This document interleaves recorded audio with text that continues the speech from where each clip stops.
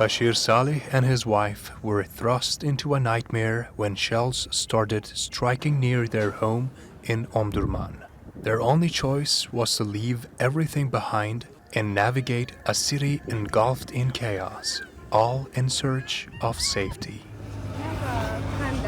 Shells were falling and the children were afraid, especially my little daughter.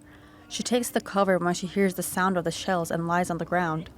As for my sick son, he screams loudly and his body shakes because of the noise from 6 in the morning. In the evening, the army returns to our neighborhood and fires shells towards RSF. This is the thing that forced us to flee Khartoum, the shells falling next to us.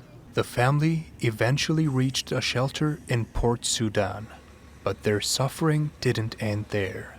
The shelter was overcrowded, leaving the Saleh family with no option but to remain outside where temperatures often exceed 40 degrees Celsius.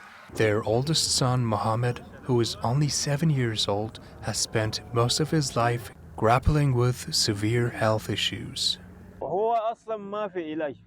We spent 5 years of his life in hospitals. The only period during which we were unable to go to hospitals was the period of the past 6 months. But we were continuously seeking medical help. Sometimes we would come from the hospital and sit for 2 days and then come back. And sometimes we would visit the hospital every month. This was very difficult for us.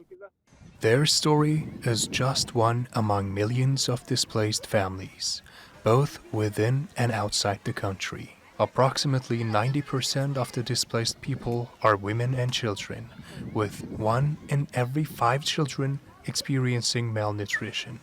With civilians living in dire conditions, the urgency for a peaceful resolution in Sudan becomes more critical with each passing day. Ilyas Avci, TRT World.